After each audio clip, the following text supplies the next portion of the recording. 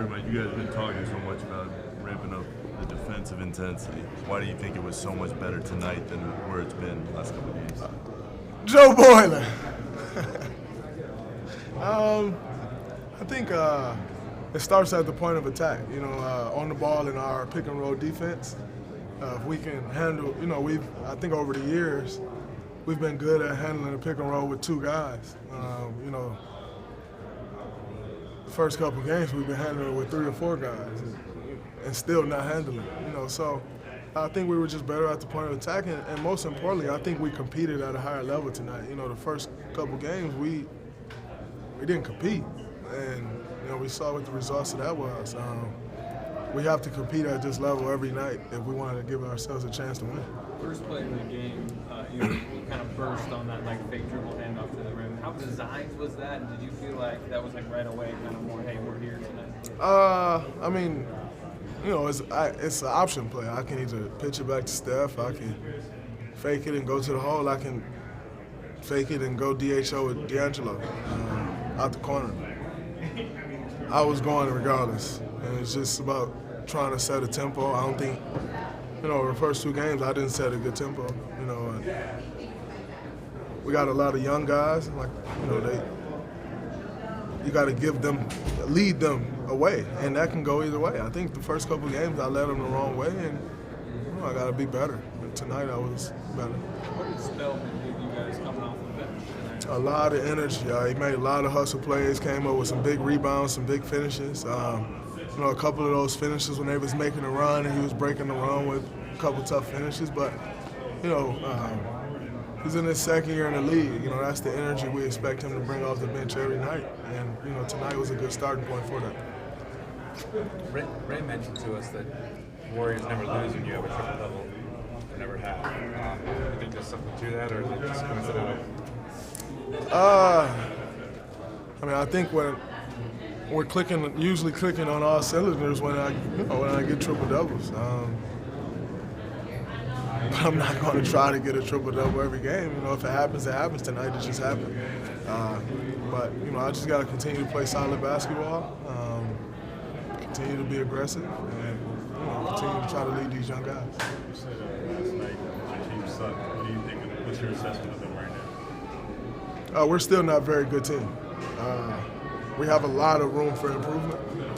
Just because we won 1 game doesn't mean we don't suck right now. We still have a lot of improvement to do. When I said we sucked last night, I see a lot of people blew it out of proportion. A lot of former players who ain't never led shit blew it out of proportion. We suck. And we're still not very good. But, I've actually known how to lead my entire life. So, those that have never led shouldn't probably talk about leading. But, we just got to continue to get better, and we got to continue to compete at a high level. First 2 nights we didn't do that. Tonight we did. But we still have a lot of room for improvement. Some people look at that as a negative. Depends on how you want to look at it. It's a negative or a positive. But I know this team got a lot of improving to do, and we plan on doing that. But right now we're not a very good team. That's just the fact of the matter. We probably got 7 guys under 3 years of experience. So getting those guys' experience under their belt, and as leaders of this team, we continue to try to bring it every night and give them something to follow, and we'll win some games.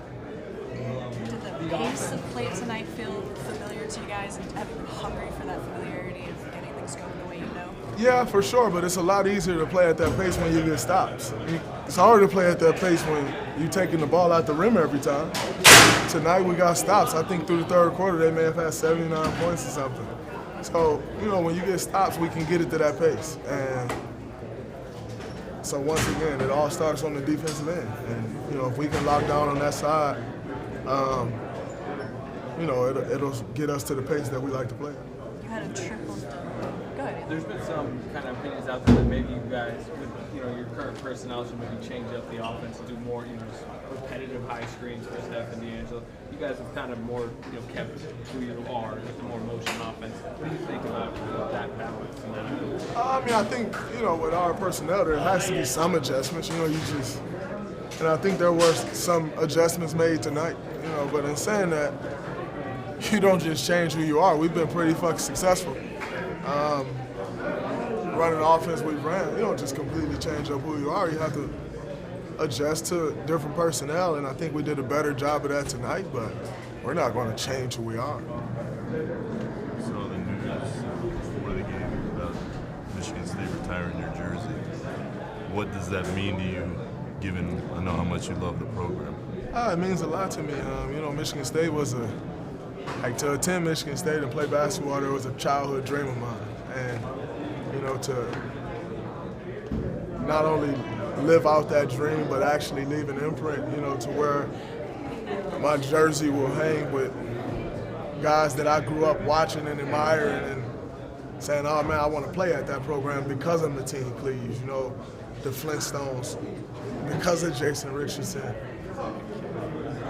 To actually have my jersey hanging up with, the all-time greats. It's special, that's something that, I go back, every time I go back, I look at those jerseys hanging up there. So, to know that mine will be up there soon is, it's a dream come true. Etwan Moore, respect. You're talking about the Spartans in Michigan. They raised you, in addition to your parents, of course. They raised you, and now you're being recognized as one of the sons. Absolutely. I became a man at that school.